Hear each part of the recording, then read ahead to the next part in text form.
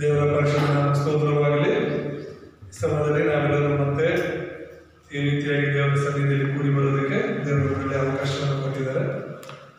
ಎಲ್ಲ ಗಣಮಾನ ಮಹಿಮೆ ದೇವರಿಗೆ ಸಲ್ಲಲಿ. ಸೊ ಈ ದಿನ ನಾವು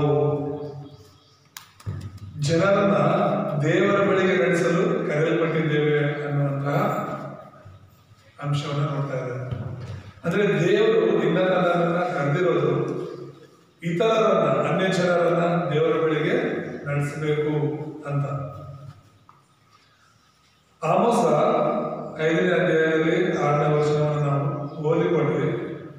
ಬೇತೇಲನ್ನು ಆಶ್ರಯಿಸಬೇಡಿರಿ, ಗಿಲ್ಗಾಲನ್ನು ಸೇರಬಾರದು, ಬೇರ್ಷೆಬಕ್ಕೆ ಯಾತ್ರೆ ಹೋಗಬೇಡಿ, ಗಿಲ್ಗಾಲು ಗಡೀಪಾರಾಗುವುದು, ಬೇತೇಲು ಬಯಲಾಗುವುದು ಅಂತ.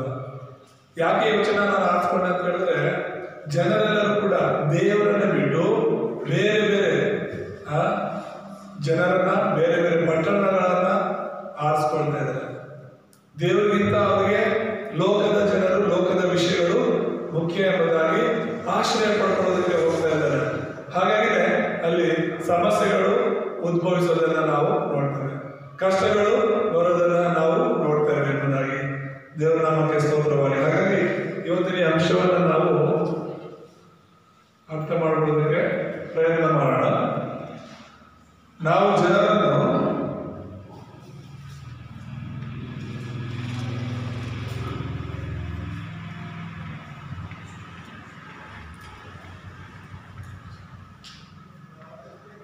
ದೇವರ ಬಳಿಗೆ ನಡೆಸಲು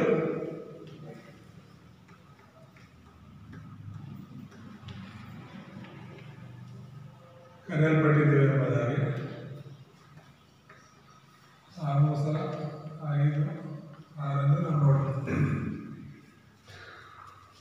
ಪರಿಚಯದಲ್ಲಿ ಒಂದು 3 ವಿಷಯಗಳನ್ನ ನಾವು ನೋಡುವಾಗ ಈ ಆಮೋಸ ಪುಸ್ತಕದಿಂದ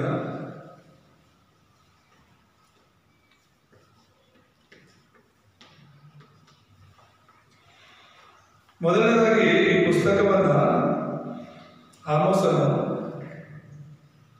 ಕ್ರಿಸ್ತಪೂರ್ವ 786ರಿಂದ 746ರಲ್ಲಿ ಬರೆದನೆಂಬುದಾಗಿ ಕ್ರಿಸ್ತ ಪುಸ್ತಕದ ಒಂದು ಪರಿಚಯದ ನಾವು ನೋಡುವಾಗ, ಮತ್ತೆ ಇದು ಆಮೋಸ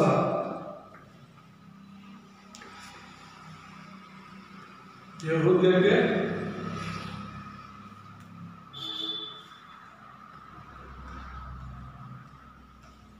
ಪ್ರವಾದಿಸಿದನೆಂಬುದಾಗಿ ನೋಡ್ತೇವೆ.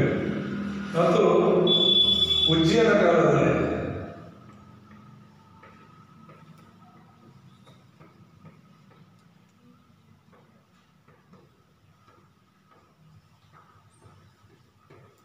ಕಾಲದಲ್ಲಿ ಇವನು ಪ್ರವಾದಿಯಾಗಿದ್ದಾನೆ. ಆಮೋಸ ಯಾರು ಅಂತ ನಾವು ನೋಡುವಾಗ ಏನೊಬ್ಬ ಗೊಲ್ಲನಾಗಿದೆ. ಗೊಲ್ಲನಂದ್ರೆ ಅವನು ದನ ಕರುಗಳನ್ನ ಮೇಯಿಸಿಕೊಂಡು ದ್ರಾಕ್ಷಿ ತೋಟವನ್ನ ನೋಡಿಕೊಂಡು ವ್ಯವಸಾಯ ಮಾಡಿಕೊಂಡು ಇದ್ದಂತಹ ವ್ಯಕ್ತಿ. ಆದ್ರೆ ಈ ವ್ಯಕ್ತಿಯನ್ನ ದೇವರು ನೋಡಿದ್ರು. ಹಲ್ಲೆಲೂಯಾ. ಜನ ಅವ್ರು ಏನ್ ಕೆಲಸ ಮಾಡಿದ್ರು ಪರವಾಗಿಲ್ಲ, ಎಂತ ಈಗ ಮನುಷ್ಯರಾದ್ರೆ ಜನ ಯಾವ ಕೆಲಸ ಮಾಡ್ತಾ ಇದ್ದಾರೆ ಅನ್ನೋದ್ರ ಮೇಲೆ ಅವ್ರಿಗೆ ಬೆಲೆ ಕೊಡ್ತಾರೆ. ಆದ್ರೆ ದೇವರ ದೇವರು ನಮ್ಮ ಕೆಲಸವನ್ನು, ನಮ್ಮ ಜಾತಿಗಳನ್ನು, ನಮ್ಮ ಪರಿಸ್ಥಿತಿಗಳನ್ನು ನೋಡಿ ಅಲ್ಲ ನಮ್ಮನ್ನ ಕರೆಯೋದು, ನಮ್ಮನ್ನ ಪ್ರೀತಿ ಮಾಡೋದು, ನಮ್ಮ ಹೃದಯಗಳನ್ನ ನೋಡಿ. ಹಲ್ಲೆಲೂಯಾ. ಎಲ್ಲ ಇದ್ದು ಕೂಡ ನಮ್ಮ ಮನಸ್ಸು ಸರಿ ಇಲ್ಲ, ದೇವರಲ್ಲಿ ನಮ್ಮ ನಂಬಿಕೆ ಸರಿ ಇಲ್ಲ ಅಂತ ಹೇಳಿದ್ರೆ ದೇವರು ಅಂತವ್ರ ಜೊತೆ ಮಾತನಾಡಲ್ಲ. ಬೈಬಲ್ ಪೂರ್ತಿ ನಾವು ನೋಡೋದಾದ್ರೆ ಬೈಬಲ್ ದೇವರ ಒಂದು ಮೀನ್ ಹಿಡಿಯೋರಿದ್ದಾರೆ, ಸುಂಕ ವಸೂಲಿ ಮಾಡೋರಿದ್ದಾರೆ, ಮತ್ತು ಇನ್ನೂ ಅನೇಕ ಕಾರ್ಯಗಳನ್ನು ನಾವು ಮಾಡ್ತೀವಿ. ಕುರುಬರಿದ್ದಾರೆ, ಈ ತರ ನಾನಾ ವಿಧವಾದಂಥ ಕಾರ್ಯಗಳನ್ನ, ಕುಂಬಾರರಿದ್ದಾರೆ, ಮಡಿಕೆ ಮಾಡೋರು, ಅನೇಕ ಕಾರ್ಯಗಳನ್ನ ಮಾಡುವಂಥವನ್ನೆಲ್ಲ ದೇವರು ಆ ಕಾಲದಲ್ಲಿ ಕರೆದ್ರು ಎಂಬುದಾಗಿ ನಾವು ನೋಡ್ತೇವೆ. ಎಂಥವ್ರನ್ನ ಕರೆದ್ರು ಅಂದ್ರೆ ದೇವರನ್ನ ಪ್ರೀತಿ ಮಾಡೋರು, ದೇವರಲ್ಲಿ ನಂಬಿಕೆ ಇಟ್ಟವರನ್ನ ದೇವರು ಕರೆದ್ರು ಎಂಬುದಾಗಿ. ಈ ಆಮೋಸನು ಕೂಡ ಅದೇ ರೀತಿಯಲ್ಲಿ ಕರೆಯಲ್ಪಟ್ಟ. ಎಂಥ ಸಮಯದಲ್ಲಿ ಕರೆಯಲ್ಪಟ್ಟ ಅಂದ್ರೆ ಈ ಯಹೂದಿಯ ಇಸ್ರಾಯೇಲ್ ದೇಶವೆಲ್ಲ ದೇವರನ್ನ ಮರೆತು ಬಿಟ್ಟಿದ್ರು. ದೇವರನ್ನ ಮರೆತು ಬಿಟ್ಟು ಅವರವರ ಕೆಲಸಗಳಲ್ಲಿ, ನಾನಾಗ್ಲಿ ಹೇಳಿದಾಗೆ, ನಮಗೆ ದೇವರು ಮೊದಲಾಗಬೇಕು, ಮನುಷ್ಯರನ್ನೆಲ್ಲ ಮನುಷ್ಯರನ್ನ ಆಶ್ರಯಿಸಿಕೊಳ್ಳೋದಲ್ಲ ಮುಖ್ಯ. ಫಸ್ಟ್ ದೇವರು ನಮ್ಗೆ ಆಶೀರ್ವಾದ. ಮನುಷ್ಯರೇನಂದ್ರೆ ಯಾರು ಯಾವಾಗ ಬೇಕಾದ್ರೂ ಕೈ ಕೊಡ್ತಾರೆ, ಯಾರು ಯಾವಾಗ ಬೇಕಾದ್ರೂ ಮೋಸ ಮಾಡ್ತಾರೆ. ಇವತ್ತು ಜನರೆಲ್ಲರೂ ಆತ್ಮಹತ್ಯೆ ಮಾಡ್ಕೊಂಡು ಸಾಯ್ತಿರೋದು, ಹುಚ್ಚಿರಾಗ್ತಿರೋದು, ಜಗಳ ಆಡ್ತಿರೋದು ಏನಕ್ಕೆ ಅಂತ ಹೇಳಿದ್ರೆ ಅವರು ಕೆಲವೊಂದು ಪೂರ್ತಿ ನಂಬಿಬಿಟ್ಟಿರ್ತಾರೆ. ಸರಿಯಾದ ಸಮಯದಲ್ಲಿ ಅವ್ರು ಕೈ ಕೊಡುವಾಗ, ಮೋಸ ಮಾಡುವಾಗ, ಅದನ್ನ ತಡ್ಕೊಳ್ಳೋ ಶಕ್ತಿ ಅವ್ರಿಗೆ ಇಲ್ಲದೆ ಇರುವಾಗ ಅವರು ಸಾಯ್ತಾರೆ, ಇಲ್ಲಾಂದ್ರೆ ಹುಚ್ಚರಾಗ್ತಾರೆ, ಸಮಸ್ಯೆಗಳು ಎದುರಾಗುತ್ತೆ. ಬೈಬಲಲ್ಲಿ ಒಂದು ಮಾತು ಹೇಳುತ್ತೆ, ಮನುಷ್ಯರನ್ನ ನಂಬುವವರು ಶಾಪಗ್ರಸ್ತರು ಎಂಬುದು. ಮನುಷ್ಯರನ್ನ ನಂಬುವವರು ಶಾಪ. ಯಾರು ನಮ್ಮ ಕೇಳೋದು ಬೈಬಲಲ್ಲಿ ಅಥವಾ ದೇವರು ಎಲ್ಲೂ ಕೂಡ ನೀನ್ ಮನುಷ್ಯ ನಂಬು ಅಂತ ಹೇಳಲ್ಲ, ನನ್ನನ್ನ ನಂಬು ಅಂತ ಹೇಳೋದು. ಅಲ್ಲಲ್ಲೂಯ್ಯ. ನಮ್ಮನ್ನ ನೋಡೋರು, ನಮ್ಮನ್ನ ಉದ್ಧಾರ ಮಾಡೋರು, ನಮ್ಮನ್ನ ಯಾವತ್ತೂ ಕೈ ಬಿಡದೇ ಇರೋರು ಯಾರು ಅಂದ್ರೆ ದೇವರು. ನಾವು ಒಳ್ಳೆಯವರಾಗಿದ್ರು ಕೆಟ್ಟವರಾಗಿದ್ರು ಕೂಡ ದೇವ್ರ ಪ್ರೀತಿ ಬದಲಾಗಲ್ಲ. ಮನುಷ್ಯರ ಪ್ರೀತಿ ಬದಲಾಗಬಹುದು. ನೀನ್ ಎಷ್ಟು ಕಾಲ ಮನುಷ್ಯರ ಜೊತೆ ಇರ್ತೀಯೋ, ಮನುಷ್ಯರಿಗೆ ಸಹಾಯಕವರಾಗಿರ್ತೀರೋ, ಅಲ್ಲಿವರೆಗೂ ಅವ್ರು ನಿನ್ನ ಪ್ರೀತಿ ಮಾಡ್ತಾರೆ, ಇಲ್ಲಾಂದ್ರೆ ಮರ್ತು ಬಿಡ್ತಾರೆ. ದೇವರ ಆ ರೀತಿ ಅಲ್ಲ.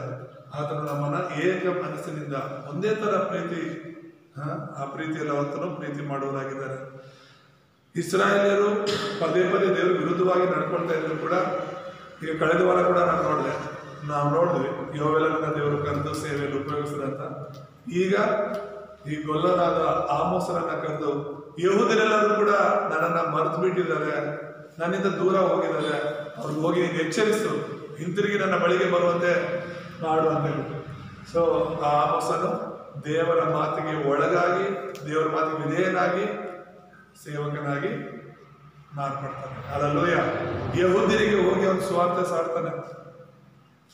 ಇದು ಯೇಸು ಕ್ರಿಸ್ತನು ಹುಟ್ಟೋದಕ್ಕೆ ಮುಂಚಿತವಾಗಿ ನಡೆದಿರುವಂತಹ ಕಾರ್ಯಗಳಿವೆ. ಯೇಸು ಕ್ರಿಸ್ತನು ಮನುಷ್ಯನಾಗಿ ಬರೋದಕ್ಕೆ ಮುಂಚೆ ನಡೆದಂತಹ ಕಾರ್ಯಗಳೆಂಬುದಾಗಿ ನಾವು ನೋಡ್ತೇವೆ. ಬರೀ ಆಮೋಸ ಮಾತ್ರ ಅಲ್ಲ, ಅದಕ್ಕೋಸ್ಕರ ಟೈಟಲ್ ಹೇಳೋದು, ನಾವೆಲ್ಲರೂ ಕೂಡ ಜನರನ್ನ ದೇವರ ಬಳಿಗೆ ನಡೆಸಕ್ ಬಂದಿರೋದು. ಯಾಕೆ ನಾವು ಸುವಾರ್ತೆ ಸಾರ್ತಾ ಇದೀವಿ, ಯಾಕೆ ನಾವು ಚರ್ಚ್ಗೆ ಜನರನ್ನ ಕರ್ಕೊಂಡ್ ಬರ್ತೀವಿ ಅಂದ್ರೆ ನಮ್ಮ ಆತ್ಮಗಳು ಬದಲಾಗಬೇಕಾಗಿರೋದು. ಅಲ್ಲಲ್ಲೂಯ್ಯ. ದೇಹ ಅಲ್ಲ ಬದಲಾಗಬೇಕಾಗಿರೋದು, ಆತ್ಮ ಬದಲಾಗಬೇಕು. ನಾವು ಈ ಲೋಕಕ್ಕೆ ಸಂಬಂಧಪಟ್ಟರು. ಈಗ ಪ್ರಾಣಿಗಳು ಅಂದ್ರೆ ತುಂಬಾ ಜನ ಪ್ರಾಣಿಗಳನ್ನ ದೇವರಾಗಿ ನೋಡ್ತಾರೆ, ಮನುಷ್ಯರನ್ನ ನೋಡಲ್ಲ. ಮನುಷ್ಯರು ದೇವರ ಸ್ವರೂಪದಲ್ಲಿ ಸೃಷ್ಟಿಯಾಗಿರೋದು, ಪ್ರಾಣಿಗಳಲ್ಲ. ಯಾವ ಪ್ರಾಣಿನೂ ದೇವರ ಸ್ವರೂಪದಲ್ಲಿ ಇಲ್ಲ. ಆದ್ರೆ ಈಗ ನಮ್ಮ ಮಕ್ಕಳು ಅಂದ್ರೆ ನಮ್ಮ ಸ್ವರೂಪದಲ್ಲಿ ಇರ್ತಾರೆ. ಅವರು ಇವ್ ತಾಯಿ ತರ ಇದ್ರೆ, ಇವ್ ತಂದೆ ತರ ಕಾಣ್ತಾನೆ, ಇವ್ರ ಅಪ್ಪನ ತರನೇ ಇದ್ದಾನೆ, ಅಷ್ಟೇ ವಿನಃ ಪ್ರಾಣಿಗಳ ತರ ಯಾರು ಕಾಣಲ್ಲ. ಸೊ ನೀನು ನಾನು ದೇವರಿಂದ ಸೃಷ್ಟಿಯಾಗಿರೋದು, ದೇವರ ಸ್ವರೂಪದಲ್ಲಿ ಸೃಷ್ಟಿಯಾಗಿರೋದ್ರಿಂದ ನಾವು ದೇವರ ತರ ಇದ್ದೀವಿ. ಅಲ್ಲಲ್ಲೂಯ್ಯ. ದೇವ್ರು ನಮ್ಮಲ್ಲಿ ವಾಸ ಮಾಡ್ತಾರೆ, ನಮ್ಮ ಹೃದಯದಲ್ಲಿ ವಾಸ ಮಾಡ್ತಾರೆ. ದೇವ್ರು ಇಲ್ಲಿ ಹೃದಯ. ಅದಕ್ಕೆ ಈಗ ಬಾಗಿಲ ಬಳಿಯಲ್ಲಿ ನಿಂತ್ಕೊಂಡು ಬಾಗಿಲನ್ನ ತಡ್ತಾ ಇದ್ದಾನೆ, ಹೃದಯದ ಬಾಗಿಲನ್ನು ತಡ್ತಾ ಇದ್ದಾನೆ. ನನ್ನ ಸ್ವರವನ್ನ ಕೇಳಿ ನೀನು ಬಾಗಿಲನ್ನು ತೆರೆದ್ರೆ ನಾನು ನಿನ್ನ ಹೃದಯದಲ್ಲಿ ಬರ್ತೇನೆ, ನಾನು ನಿನ್ನ ಜೊತೆ ಇರ್ತೀನಿ ಅಂತ ದೇವರು. ನಾವೇನೋ ಒಂದು ಚಿನ್ನದ ದೇವಸ್ಥಾನವನ್ನು ಚಿನ್ನದ ಗುಡಿ ಮಾಡಿಬಿಟ್ಟು ಯೇಸುವೆ ನಿನ್ನ ಮಧ್ಯೆ ಇರಪ್ಪ ನಮ್ಮ ಮನೇಲಿ ಅಂದ್ರೆ ಯೇಸು ಇರಲ್ಲ. ನಿನ್ನ ಹೃದಯದಲ್ಲಿ ಜಾಗ ಕೊಡದೇ ಇದ್ರೆ ನಿನ್ನ ಮನೆಯಲ್ಲಿ ದೇವರ ಅವಶ್ಯಕತೆ ಇಲ್ಲ. ನೀನ್ ಎಂತ ಒಂದು ದೊಡ್ಡ ಬಿಲ್ಡಿಂಗ್ ಕಟ್ಟಿದ್ರು ಬಿಲ್ಡಿಂಗ್ ಅನ್ನ ದೇವರು ಇಷ್ಟಪಡೋದು. ಬೈಬಲಲ್ಲಿ ಹೇಳೋ ಒಂದು ಮಾತೇನಂದ್ರೆ, ಆಕಾಶ ನನ್ನ ಸಿಂಹಾಸನ, ಭೂಮಿ ನನ್ನ ಪಾದಪೀಠ ಅಂತ ಹೇಳುತ್ತೆ. ಅಲ್ಲಲ್ಲೂಯ್ಯ. ದೇವರಿಗೆ ಆಕಾಶನೇ ಸಿಂಹಾಸನ, ಭೂಮಿನೇ ಪಾದಪೀಠ ಅಂತ ಇರುವಾಗ ಇನ್ನು ದೇವರಿಗೋಸ್ಕರ ನಾವು ಎಂತ ಮನೆ ಕಟ್ಟಕ್ಕಾಗುತ್ತೆ, ಎಂತ ದೇವಸ್ಥಾನ ಕಟ್ಟಕ್ಕಾಗುತ್ತೆ. ಆದ್ರೆ ಅಂಥ ದೊಡ್ಡ ದೇವರು ವಾಸ ಮಾಡ್ತೀನಿ ಅಂತಿರೋದು ನಮ್ಮ ಹೃದಯದಲ್ಲಿ. ಅಲ್ಲಲ್ಲೂಯ್ಯ. ನಾನು ಅನ್ನುವಂಥ ಹೃದಯದಲ್ಲಿ, ನಾನು ಅಲ್ಲ ಯೇಸು ಆಗಿರ್ಬೇಕು ಅಂತ ಆ ಒಂದು ಹೃದಯದಲ್ಲಿ ನಾವು ಬದಲಾವಣೆ ಮಾಡ್ಕೋಬೇಕು. ಮುಖ್ಯ ಸಂದೇಶದಲ್ಲಿ ಒಂದು 3 ವಿಷಯಗಳನ್ನ ನಾವು ಧ್ಯಾನಿಸೋಣ.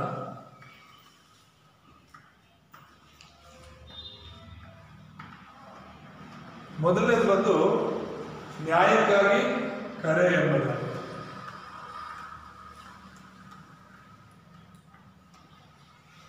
ನ್ಯಾಯಕ್ಕಾಗಿ ಕರೆ ಅಂದ್ರೆ ಏನು? ಅನ್ಯಾಯ ತುಂಬಿದೆ. ಅದು ಆ ಕಾಲದಲ್ಲಿ ಮಾತ್ರ ಅಲ್ಲ, ಆಮೋಸನ ಕಾಲದಲ್ಲಿ ಮಾತ್ರ ಅಲ್ಲ, ಈ ಕಾಲದಲ್ಲೂ ಅಷ್ಟೇ. ಎಲ್ಲ ಕಡೆ ಅನ್ಯಾಯ ತುಂಬಿದೆ ಅಲ್ವಾ? ಎಲ್ಲ ಕಡೆ ಮೋಸ ಇದೆ. ನಮಗೆ ಗೊತ್ತು, ನಮ್ಮ ಕಣ್ಣು ಮುಂದೆನೆ ಮೋಸ ನಡೀತಾ ಇರುತ್ತೆ, ನಾವೇ ಮೋಸ ಹೋಗ್ತಾ ಇರ್ತೀವಿ ಪ್ರತಿದಿನ. ಆದ್ರೂ ಕೂಡ ಬದಲಾವಣೆ ಮಾಡಕ್ ಆಗ್ತಿಲ್ಲ. ಬದಲಾಗ್ಬೇಕಾದ್ರೆ ಫಸ್ಟ್ ಯಾರು? ದೇವ್ರ ಮಕ್ಕಳು. ನಾನು ಅದೇ ಹೇಳೋದು, ಈಗ ಅನ್ಯರು ದೇವರನ್ನು ನಂಬದೇ ಇರೋರು ಮೋಸ ಮಾಡ್ತಾ ಇರೋದ್ರೆ ಬಿಡಿ, ಅವ್ರಿಗೆ ಅವ್ರ ಜೀವನನೇ ಅದು. ಎಲ್ಲರೂ ಅದನ್ನು ಮಾಡ್ತಾ ಇದ್ದಾರೆ, ಅವರು ಅದನ್ನೇ ಮಾಡ್ತಿದ್ದಾರೆ. ಯಾರೇನು ಸಹಚಾರ, ಎಲ್ಲರೂ ಇಷ್ಟೇ ತಾನೆ ಅನ್ನೋ ಒಂದು ಮನಸ್ಥಿತಿಯಲ್ಲಿ ಅವರೆಲ್ಲರೂ ಇದ್ದಾರೆ. ಆದ್ರೆ ನಾವು ಯೇಸುವನ್ನು ನಂಬ್ಕೊಂಡವರು, ನಾವು ಕೂಡ ಮೋಸ ಮಾಡ್ತೀವಿ, ನಾವು ಕೂಡ ಅನ್ಯಾಯ ಮಾಡ್ತೀವಿ ಅಂದ್ರೆ ಹಾಗಾದ್ರೆ ನಾವು ದೇವ್ರ ಮಕ್ಕಳಾಗಿದ್ದು ಪ್ರಯೋಜನ ಏನು? ನಾವು ದೇವರನ್ನ ನಂಬಿ ಪ್ರಯೋಜನ ಏನು? ಅಂತ ದೊಡ್ಡ ದೇವರನ್ನ, ಸತ್ಯ ದೇವರನ್ನ ನಂಬಿ ನಾವು ಅಸತ್ಯದಲ್ಲಿದ್ರೆ ಹೇಗೆ? ಅದಕ್ಕೋಸ್ಕರ ಈಗ ದೇವ್ರು ಇಸ್ರಾಯೇಲ್ ಜನರನ್ನ ಕರೆದ್ರು ಅಂದ್ರೆ ದೇವರಿಗೆ ಸಾಕ್ಷಿಗಳಾಗಿರ್ಬೇಕು. ನಮ್ಮ ಮಕ್ಕಳು ಅವರೆಷ್ಟು ಚೆನ್ನಾಗಿರ್ತಾರೋ, ಎಷ್ಟು ನ್ಯಾಯವಾಗಿರ್ತಾರೋ ಅಷ್ಟು ತಂದೆ ತಾಯಿಗೆ ಬೆಲೆ ಬರುತ್ತೆ, ತಂದೆ ತಾಯಿಗೆ ಸಮಾಜದಲ್ಲಿ ಗೌರವ ಇರುತ್ತೆ. ಒಂದ್ ವೇಳೆ ನಮ್ಮ ಮಕ್ಕಳು ದಾರಿ ತಪ್ಪಿದ್ರೆ ನಾವೆಷ್ಟು ಒಳ್ಳೆಯವರಾಗಿದ್ರು ಕೂಡ ಜನರು ನಮ್ಮನ್ನ ಕೆಳದಾಗ ಆಡ್ಕೊಳ್ತಾರೆ. ಹೌದಾ ಅಲ್ಲ? ಹೌದು. ನಾವೆಷ್ಟೇ ಒಳ್ಳೆಯವರಾಗಿರ್ಲಿ, ಅವ್ರು ಅನ್ಕೊಳ್ಳೋದೇನೋ ಇಂಥವ್ರ ಮಕ್ಕಳು ಹಿಂಗೆ ಹಾಳಾಗ್ತಿದಾರಪ್ಪ, ಇಂಥವ್ರ ಮಕ್ಕಳು, ಅವ್ರ ಅಪ್ಪ ಇಂಥವನಲ್ಲ, ಅವ್ರ ಅಮ್ಮ ಇಂಥವಳು, ಆದ್ರೆ ಇವನು ಇಂಥವನಂದ್ರೆ. ಸೊ ನಮ್ಮ ದೇವರು ಪರಿಶುದ್ಧನೇ, ನಮ್ಮ ದೇವರು ನೀತಿವಂತನೇ. ಆದ್ರೆ ನಾವು ತಪ್ಪು ಮಾಡೋದ್ರಿಂದ, ನಾವು ಅನ್ಯಾಯ ಮಾಡೋದ್ರಿಂದ ನಮ್ಮ ದೇವರ ಹೆಸರು ತಪ್ಪಾಗಿ ಜನ ಮಾತಾಡ್ತಾರೆ. ಅದಕ್ಕೆ ದೇವ್ರ ಮಕ್ಕಳಾಗಿರುತ್ತೆ ನಾವು ನ್ಯಾಯವಾಗಿ ಇರಬೇಕು ಅಂತಾನೆ ದೇವ್ರ ನಮ್ಮನ್ನು ಕರೆದಿದ್ದಾರೆ. ಹಲ್ಲೆಲೂಯಾ. ಸೊ ಇಲ್ಲಿ ಯಹೂದ್ಯರೆಲ್ಲರೂ ಕೂಡ, ಇಸ್ರಾಯೇಲರೆಲ್ಲರೂ ಕೂಡ ಅನ್ಯಾಯ ಮಾಡ್ತಿದ್ರು. ಏನ್ ಅನ್ಯಾಯ ಮಾಡ್ತಿದ್ರು ಅವರು ಅಂತ ಹೇಳಿದ್ರೆ, ಬಡವರಿಗೆ ಅವ್ರು ಅನ್ಯಾಯ ಮಾಡ್ತಿದ್ರು ಎಂಬುದಾಗಿ ನೋಡ್ತೇವೆ.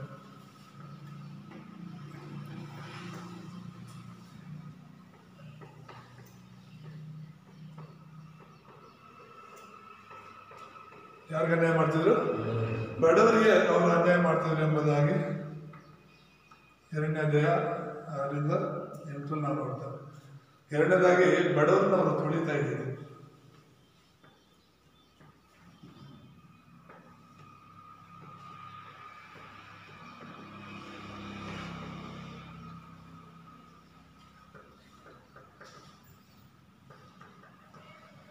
ಬಡವರನ್ನ ಅವರು ತುಳಿತಾ ಇದ್ರು ಎಂಬುದಾಗಿ, ಅವ್ರ ಮೇಲೆ ಬರೋದಕ್ಕೆ ಬಡವರನ್ನ ತುಳಿತಾ ಇದ್ರು ಎಂಬುದಾಗಿ ನಾವು ನೋಡ್ತೇವೆ. ಅದಕ್ಕಾಗಿ ದೇವರು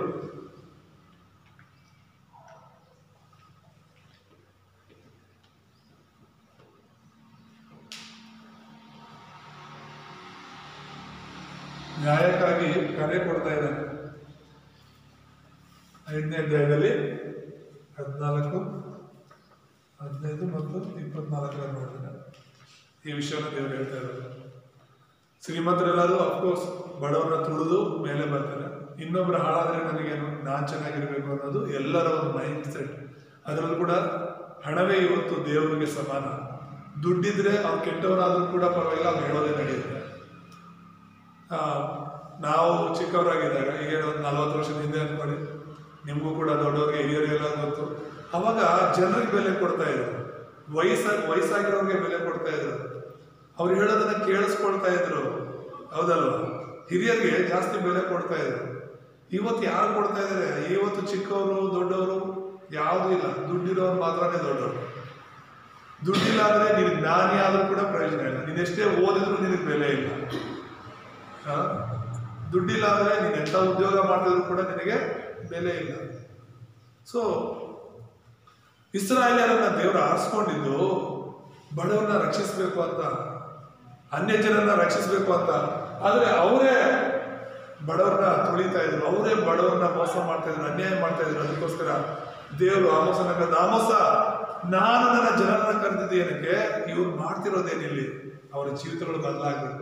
ಫಸ್ಟ್ ನನ್ನ ಜನರು ಬದಲಾಗಲಿ, ನನ್ನ ಜನರಲ್ಲಿ ಮಾನಸಾಂತರ ಬರಲಿ, ನನ್ನ ಜನರಲ್ಲಿ ಒಂದು ಹೊಸತನ ಬರಲಿ.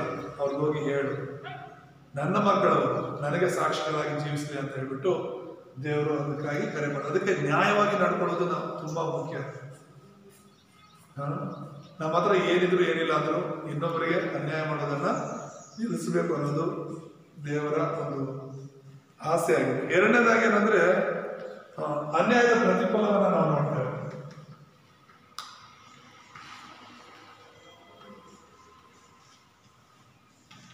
ಏನು? ಅನ್ಯಾಯದ ಪ್ರತಿಫಲ. ಇಲ್ಲಿ ಇಸ್ರಾಯೇಲರು ಅನ್ಯಾಯ ಮಾಡಿದ್ರು, ಹೌದು. ಅವ್ರು ಮಾಡಿದಂಥದ್ದು ಏನು ಅಂದ್ರೆ ಮೊದಲನೇದಾಗಿ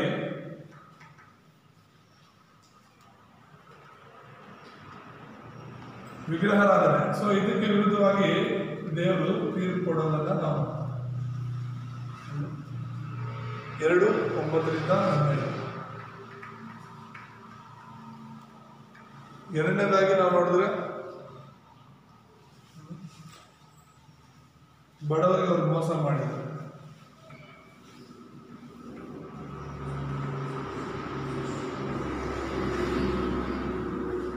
ಬಡವರಿಗೆ ಮೋಸ ಮಾಡಿದ್ದು ಅದು ಅನ್ಯಾಯದ ಪ್ರತಿಫಲಕ್ಕಾಗಿ ದೇವರು ಅವರಿಗೆ ತೀರ್ಪು ಕೊಡ್ತಾ ಇದ್ದಾರೆ.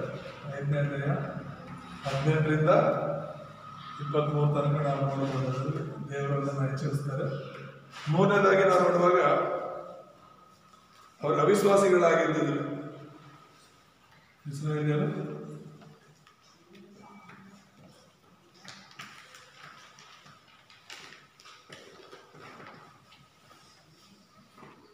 ಅದಕ್ಕೆ ಅವರು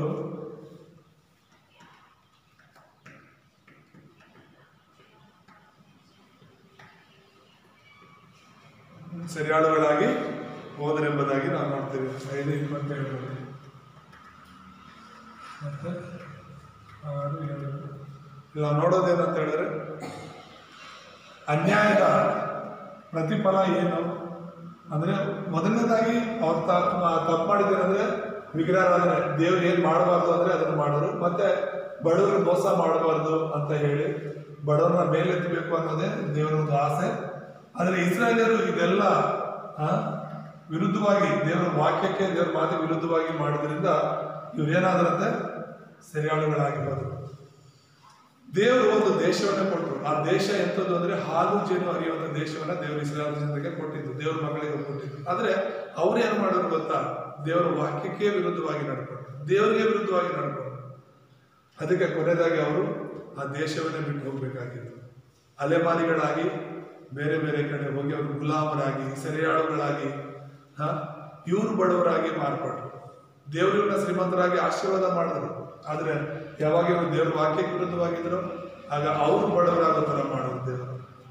ಯಾವಾಗಲೂ ಕೂಡ ದೇವ್ರ ವಾಕ್ಯದಲ್ಲಿ ಇರೋದೇನಂದ್ರೆ ಮುಂದಿನವನು ಹಿಂದಿನವನಾಗ್ತಾನೆ, ಹಿಂದಿನವನು ಮುಂದಿನವನಾಗ್ತಾನೆ ಅಂತ ಯಾವಾಗಲೂ ಬದಲಾಗ್ತಾ ಇರುತ್ತೆ. ಜನ ಇರೋದು ಇದ್ದ ಹಾಗೇನೆ ಇರೋದಿಲ್ಲ. ಎಲ್ಲರಿಗೂ ಒಂದೊಂದು ಸಮಯ ಬರುತ್ತೆ. ಇವತ್ತು ನಾವು ದುಃಖ ಪಡ್ತಿದೀವಿ ಅಂದ್ರೆ ಸಂತೋಷ ಪಡೋ ದಿನ ಬರುತ್ತೆ. ಇವತ್ತು ಸಂತೋಷ ಪಡ್ತಿದೀವಿ ಅಂದ್ರೆ ದುಃಖ ಪಡೋ ದಿನಾನು ಬರುತ್ತೆ. ಪ್ರತಿಯೊಬ್ಬರಿಗೂ ಇವತ್ತೊಬ್ರು ಚೆನ್ನಾಗಿದ್ದಾರೆ ಅಂದ್ರೆ ಅವ್ರೇನು ಯಾವಾಗಲೂ ಸಾಯತನಕ ಚೆನ್ನಾಗಿರ್ತಾರೆ ಅಂತ ಅಲ್ಲ ಅರ್ಥ.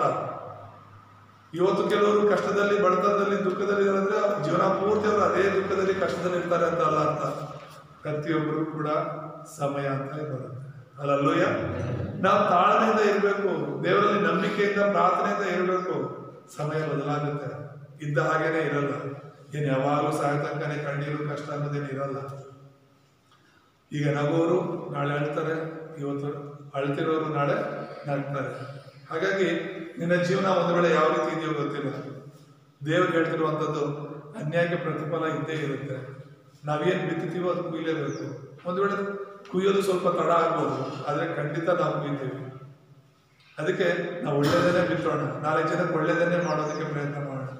ನಾವು ಸತ್ರು ನಮ್ಮ ಹೆಸರು ಉಳಿಬೇಕು. ಹಲ್ಲೆಲೂಯಾ. ನಾವು ಸತ್ರು ನಮ್ಮ ಹೆಸರು ಇನ್ನೂ ಬದುಕಿರ್ಬೇಕು ಈ ಲೋಕದಲ್ಲಿ. ಆ ಥರ ಆಗ್ಬೇಕು ಅಂದ್ರೆ ನಾವು ನ್ಯಾಯವಾಗಿ ನಡ್ಕೋಬೇಕು, ಒಳ್ಳೆಯವರಾಗಿ ದೇವ್ರ ನಮ್ಮ ಮಹಿಮೆಗೋಸ್ಕರ ನಾವು ಬದುಕಬೇಕು. ಹಲ್ಲೆಲೂಯಾ. ಮತ್ತೆ 3ನೇದಾಗಿ ನಾವು ನೋಡೋಣ. ಈ 3ನೇದಾಗಿ ಏನಂತ ಹೇಳಿದ್ರೆ ಮರುಸ್ಥಾಪನೆಯ ವಾಗ್ದಾನ ಎಂಬುದಾಗಿ.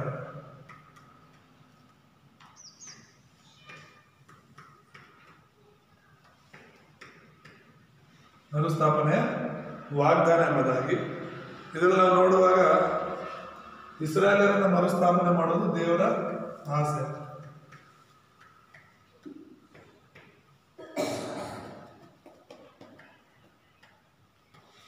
ಇಸ್ರಾಯೇಲರ ಮರುಸ್ಥಾಪನೆ ಎಂಬುದಾಗಿ ನಾವು ನೋಡ್ತೇವೆ 9:11-15 ಎರಡನೇದಾಗಿ ನಾವು ನೋಡುವಾಗ ವಿಮೋಚನೆಯ ನಿರೀಕ್ಷೆಯ ವಾಗ್ದಾನ.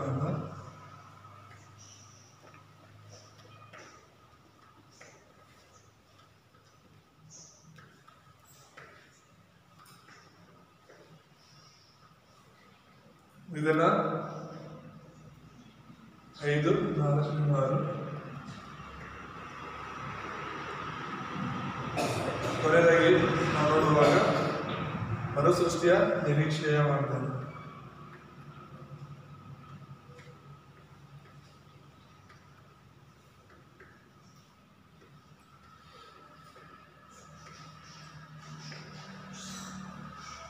ಮರುಸೃಷ್ಟಿಯ ನಿರೀಕ್ಷೆಯ ವಾಗ್ದಾನ ಎಂಬುದಾಗಿ 14-15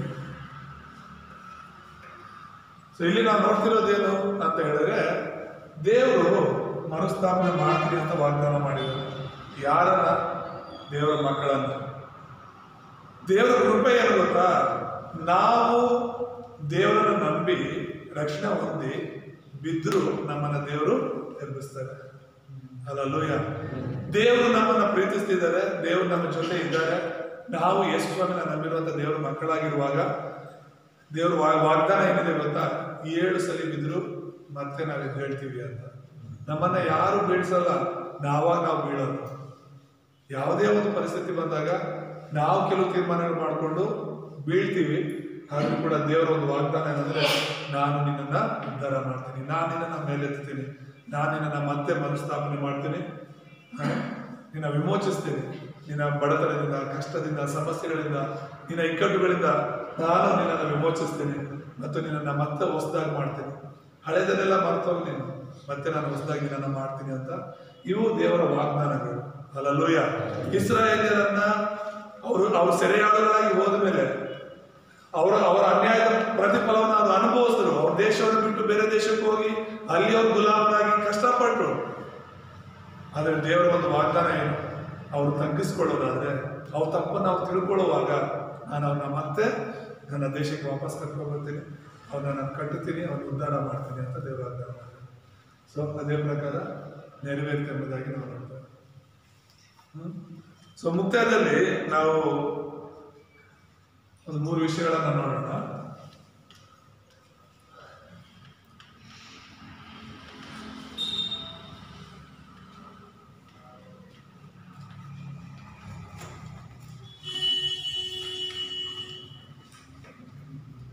ನಾವು ಲೋಕಕ್ಕೆ ಬೆಳಕಾಗಿದ್ದೇವೆ ಅನ್ನುವಂಥದ್ದೆಲ್ಲ ಈಗಾಗಲೇ ನಮಗೆ ಗೊತ್ತು. ನಾವು ಅನೇಕ ಸಲ ಇದನ್ನು ಕೇಳಿದ್ದೀವಿ. ಹೇಗೆ ನಾವು ಲೋಕಕ್ಕೆ ಬೆಳಕಾಗಿದ್ದೀವಿ ಅನ್ನೋದು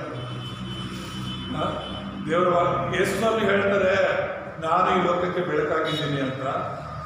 ಮತ್ತೆ ಅದೇ ಯೇಸು ಸ್ವಾಮಿನ ನಂಬಿರುವಂತಹ ದೇವರ ಮಕ್ಕಳ ಬಗ್ಗೆ ಹೇಳೋದು, ನೀವು ಈ ಲೋಕಕ್ಕೆ ಬೆಳಕಾಗಿದ್ದೀರಾ ಅಂತ.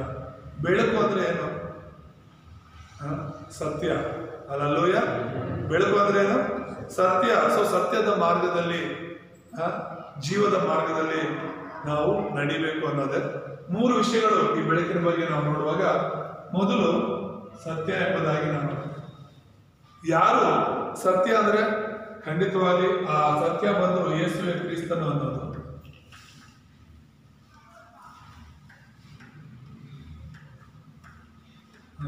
ಮತ್ತಾಯ 16:16 ನೋಡ್ತೇವೆ. ಯೇಸುವೆ ಕ್ರಿಸ್ತನು ಅನ್ನೋದೇ ಸತ್ಯ. ಆ ಯೇಸು ನಮಗೋಸ್ಕರ ಬಂದಿದ್ದಾರೆ ಅನ್ನೋದೇ ಸತ್ಯ. ಯೇಸು ಮನುಷ್ಯನಾಗಿ ಲೋಕದಲ್ಲಿ ಬಂದಿದ್ದು, ಆತನು ದೇವರಾಗಿದ್ದು. ದೇವರಾಗಿರುವ ಯೇಸು ಈ ಲೋಕದಲ್ಲಿ ಮನುಷ್ಯನಾಗಿ ಬಂದಿದ್ದು ಏನಕ್ಕೆ ಅಂತ ಹೇಳಿದ್ರೆ, ನಿನ್ನನ್ನು ನನ್ನನ್ನು ಕಾಪಾಡೋದಕ್ಕೆ, ರಕ್ಷಣೆ ಮಾಡೋದಕ್ಕೆ. ಏನನ್ನ ರಕ್ಷಣೆ ಮಾಡೋದಕ್ಕೆ? ನಮ್ಮ ದೇಹಗಳನ್ನಲ್ಲ, ನಮ್ಮ ಆತ್ಮಗಳನ್ನ. ದೇಹ ಮಣ್ಣಿಂದ ಬಂದಿದೆ, ತಿರುಗಿ ಮಣ್ಣಿಗೆ ಹೋಗುತ್ತೆ. ನಾವು ಅದೆಷ್ಟೇ ಜೋಪಾನ ಮಾಡಿದ್ರು ನಮ್ಮ ದೇಹವನ್ನ ನಾವು ಕಾಪಾಡ್ಕೊಳಕ್ ಆಗೋದಿಲ್ಲ. ಸ್ವಲ್ಪ ವರ್ಷಗಳು ಕಾಪಾಡ್ಕೋಬಹುದು, ಆರೋಗ್ಯವಾಗಿರ್ಬೋದು. ಆದ್ರೆ ಪ್ರತಿಯೊಬ್ಬರು ಕೂಡ ಮಣ್ಣಿಂದ ಬೈಬಲ್ ಹೇಳುತ್ತೆ, ದೇವರು ನಮ್ಮನ್ನ ಮಣ್ಣಿಂದ ಮಾಡಿದ್ದು. ನಮ್ಮ ದೇಹ ಮತ್ತೆ ಮಣ್ಣಿಗೆ ಹೋಗುತ್ತೆ. ಆದ್ರೆ ನಮ್ಮ ಒಳಗಡೆ ಇರುವ ಆತ್ಮ, ಅದು ದೇವರು ಕೊಟ್ಟಿರೋದು. ಹಲ್ಲೆಲೂಯಾ. ಆ ಆತ್ಮ ನಾಶವಾಗಲ್ಲ ಯಾವತ್ತೂ ಕೂಡ. ಅದು ಜೀವಂತವಾಗಿರುತ್ತೆ, ಶಾಶ್ವತವಾಗಿರುತ್ತೆ. ಒಂದು ನರಕದಲ್ಲಿರ್ಬೇಕು, ಇಲ್ಲಾಂದ್ರೆ ಸ್ವರ್ಗದಲ್ಲಿರ್ಬೇಕು. ಆತ್ಮಕ್ಕೆ 2 ಜಾಗ, ಒಂದಲ್ಲ ಒಂದು. ಯೇಸು ಸ್ವಾಮಿನ ನಾವು ನಂಬ್ಕೊಂಡ್ರೆ ಪರಲೋಕ, ಇಲ್ಲ ಅಂದ್ರೆ ನರಕ ಅಂತ ವಾಕ್ಯದಲ್ಲಿ ನಾವು ನೋಡ್ತೇವೆ. ಸೊ ಇದು ಸತ್ಯ. ಈ ಸತ್ಯವನ್ನು ನಾವು ನಂಬಬೇಕು. ಇದು ಬೆಳಕು. ಇದು ನಮ್ಮ ಹೃದಯದಲ್ಲಿ ಬಂದಾಗ ಕತ್ತಲೆ ಅನ್ನುವಂಥದ್ದು ಹೋಗ್ಬಿಡುತ್ತೆ, ಅಸತ್ಯ ಅನ್ನೋದು ಹೋಗ್ಬಿಡುತ್ತೆ ಅಂತ ಹೇಳ್ಬಿಟ್ಟು ನಾವು ಬೈಬಲಲ್ಲಿ ನೋಡ್ತೇವೆ. 2ನೇದಾಗಿ ಜೀವ ಎಂಬುದಾಗಿ. ಜೀವ ಯೇಸು ಕ್ರಿಸ್ತನು ನಮ್ಮೆಲ್ಲರಿಗೂ ಕೂಡ ಜೀವವಾಗಿದ್ದಾನೆ. ಆ ಜೀವ ಬಂದು ನಿತ್ಯ ಜೀವ ಎಂಬುದಾಗಿ. ಯೇಸು ನಮ್ಮ ನಿತ್ಯ ಜೀವವಾಗಿದ್ದಾರೆ. ಯೋಹಾನ 5:24 ಓದುವಾಗ, ಯಾರು ಯೇಸು ಕ್ರಿಸ್ತನ ನಂಬ್ತಾರೋ ಅವರು ಮರಣದಿಂದ ಪಾರಾಗಿ ಜೀವಕ್ಕೆ ಸೇರ್ತಾರೆ ಅಂತ ವಾಕ್ಯ ಇದೆ. ಹಲ್ಲೆಲೂಯಾ. ಮರಣದಿಂದ ಪಾರಾಗಿ ಜೀವಕ್ಕೆ ಸೇರ್ತಾರೆ. ಈ ಲೋಕದಲ್ಲಿರುವಂತಹ ಜನರೆಲ್ಲರೂ ಬದುಕ್ತಿರೋದು ಏನಕ್ಕೆ, ಪ್ರಯತ್ನ ಮಾಡ್ತಿರೋದು, ಬದುಕೋ ಪ್ರಯತ್ನ ಮಾಡ್ತಿರೋದು ಏನಕ್ಕಂದ್ರೆ ಶಾರೀರಿಕವಾಗಿ ಬದುಕಕ್ಕೆ, ಆತ್ಮಿಕವಾಗಿ ಅಲ್ಲ.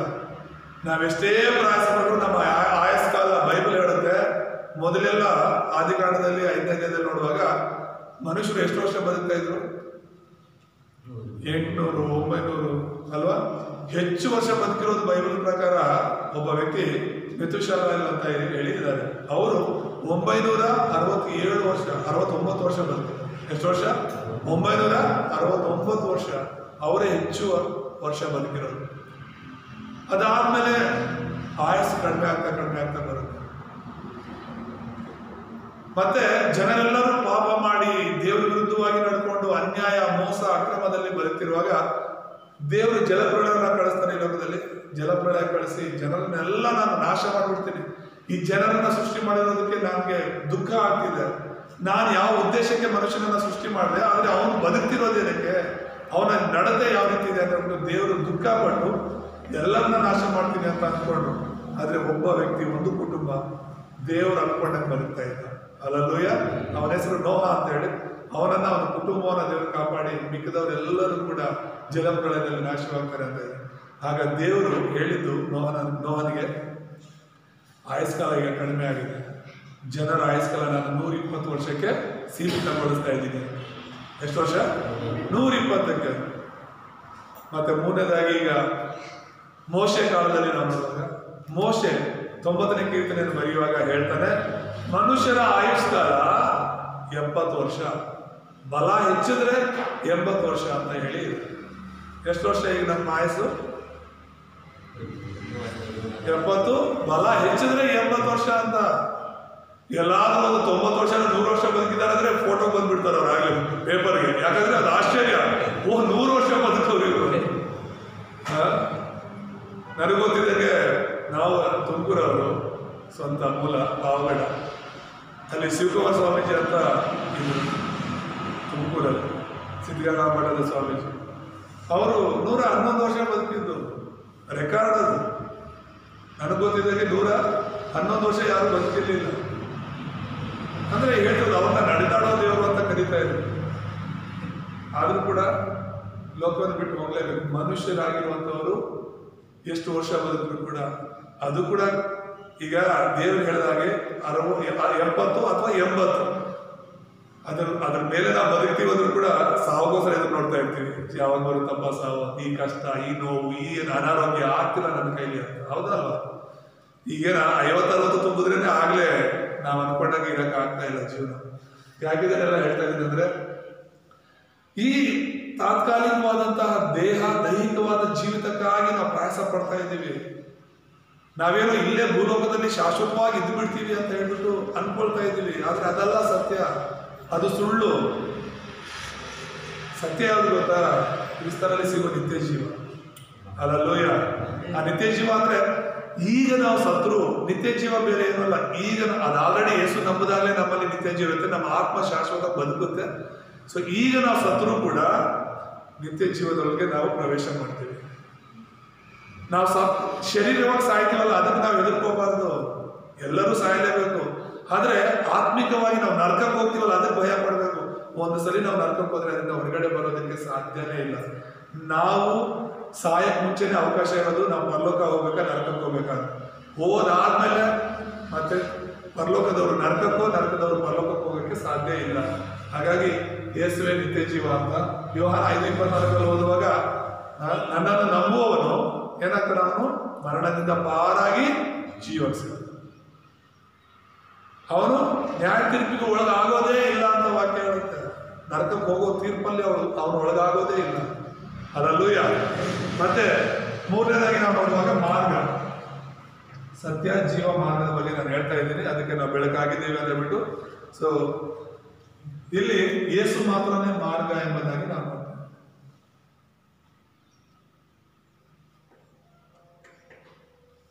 ಯೇಸುವೇ ನಿತ್ಯ ಜೀವ, ಯೇಸುವೇ ಮಾರ್ಗ ಎಂಬುದಾಗಿ ಅಪೊಸ್ತಲರ ಕೃತ್ಯಗಳಲ್ಲಿ ಕೂಡ 4:12 ನಾವು ನೋಡುವಾಗ ತುಂಬಾ ಸ್ಪಷ್ಟವಾಗಿರೋದು ಏನು ಅಂತ ಹೇಳಿದ್ರೆ, ನನ್ನ ಮೂಲಕವಾಗಿ ಹೊರತು ಯಾರು ಕೂಡ ಪರಲೋಕಕ್ಕೆ ಹೋಗೋದಕ್ಕೆ ಸಾಧ್ಯ ಇಲ್ಲ. ಆಕಾಶದ ಕೆಳಗೆ ಮನುಷ್ಯರೊಳಗೆ ಇರುವಂತಹ ಬೇರೆ ಯಾವ ಹೆಸರಲ್ಲೂ ನಮಗೆ ರಕ್ಷಣೆ ಅನ್ನೋದು ಇಲ್ಲ. ಯೇಸು ಹೆಸರಲ್ಲಿ ನಮಗೆ ರಕ್ಷಣೆ ಇದೆ. ಯೇಸುವೇ ನಮಗೆ ಪರಲೋಕಕ್ಕೆ ಮಾರ್ಗವಾಗಿದ್ದಾರೆ. ಈ ಲೋಕದಲ್ಲಿ ತುಂಬಾ ಜನ ನಾವು ಹೇಗೆ ಬದುಕಬೇಕು ಅಂತ ಮಾರ್ಗ ತೋರಿಸ್ಕೊಟ್ಟಿದ್ದಾರೆ. ತುಂಬಾ ಜನ ಸ್ಕೂಲಲ್ಲಿ, ಕಾಲೇಜ್ಗಳಲ್ಲಿ, ಊರುಗಳಲ್ಲಿ ಹೇಳ್ತಿರ್ತಾರಲ್ಲ, ಕೆಲವು ವ್ಯಕ್ತಿಗಳ ಉದಾಹರಣೆ ತಗೊಂಡು ಬದುಕಿದ್ರೆ ನೋಡಿ ಇವ್ರ ತರ ಬದುಕಬೇಕು, ಇಂಥ ವ್ಯಕ್ತಿ ತರ ನಾವು ಜೀವನ ಮಾಡಬೇಕು, ಇವ್ರ ಮಾರ್ಗದಲ್ಲಿ ನಾವು ಹೋಗ್ಬೇಕು ಅಂತ ತುಂಬಾ ಜನ ಹೇಳ್ತಿರ್ತಾರೆ. ಹೌದು, ಒಂದು ಒಳ್ಳೆ ಮಾರ್ಗ ತೋರಿಸ್ಕೊಟ್ಟಿರೋರು ತುಂಬಾ ಜನ ಇದ್ದಾರೆ. ಆದ್ರೆ ಯೇಸು ಸ್ವಾಮಿ ಮಾರ್ಗದಲ್ಲಿ ನಾವು ಯಾಕೆ ಹೋಗ್ಬೇಕು ಅಂತ ನಾನು ಹೇಳ್ತಿರೋದು, ಅದು ಪರಲೋಕ ತನಕ ನಡೆಸುತ್ತೆ. ಯೇಸುವಿನ ಮಾರ್ಗ ಈ ಭೂಲೋಕದಲ್ಲಿ 60-70 ವರ್ಷಕ್ಕೆ ಮಾತ್ರ ಸೀಮಿತ ಅಲ್ಲ, ಪರಲೋಕ ತನಕ ನಡೆಸುತ್ತೆ. ಯೇಸು ಸ್ವಾಮಿ ಮಾತ್ರನೇ ಮತ್ತೆ ಬರ್ತೀನಿ ಅಂತ ಹೋಗಿರೋದು. ಈ ಲೋಕದಲ್ಲಿ ಎಷ್ಟೋ ಜನ ಬಂದು ಹೋದ್ರು, ಈ ಲೋಕದಲ್ಲಿ ಎಷ್ಟೋ ಜನ ಬಂದು ಸತ್ತೋದ್ರು. ಆದ್ರೆ ಯೇಸು ಸ್ವಾಮಿನ ಯಾರು ಸಾಯಿಸಲಿಲ್ಲ, ಅವ್ರು ಸಾಯಕ್ಕಂತಾನೆ ಬಂದಿದ್ರು. ಅಲ್ಲಲ್ಲೂಯ್ಯ, ನಮಗೋಸ್ಕರ ಪ್ರಾಣ ಕೊಡಕ್ಕಂತಾನೆ ಬಂದಿದ್ರು. ಬಂದು ಪ್ರಾಣ ಕೊಟ್ಟರು, ಮತ್ತೆ ಎದ್ರು. ಅವರು 3ನೇ ದಿನದಲ್ಲಿ ಅವರು ಜೀವಂತವಾಗಿ ಎದ್ರು. ಅವರು ಸಾಯಕ್ ಮುಂಚೆ ಹೇಳಿದ್ರು, ನನ್ನನ್ನು ಸಾಯಿಸ್ತಾರೆ, ಸಮಾಧಿಯಲ್ಲಿ ಇರಿಸ್ತಾರೆ, 3ನೇ ದಿನ ನಾನು ಎದ್ದು ಬರ್ತೀನಿ ಅಂತ. ಆತನಿಗೆ ಹೇಳಿದ ಹಾಗೆ 3ನೇ ದಿನ ಎದ್ದು ಬಂದರು. ಅಲ್ಲಿ ಹೋಗಿ ನೋಡಿದ್ರೆ ಸಮಾಧಿ ಖಾಲಿ ಇದೆ. ಇವತ್ತಿಗೂ ಯೆರೂಸಲೇಮ್ ಅಲ್ಲಿ, ಇಸ್ರಾಯೇಲ್ ದೇಶದಲ್ಲಿ ಯೇಸುವಿನ ಸಮಾಧಿ ಓಪನ್ ಆಗಿದೆ. ಎಲ್ಲರ ಸಮಾಧಿಗಳು ಮುಚ್ಚಲ್ಪಟ್ಟಿವೆ, ಯೇಸುವಿನ ಸಮಾಧಿ ತೆರೆಯಲ್ಪಟ್ಟಿದೆ.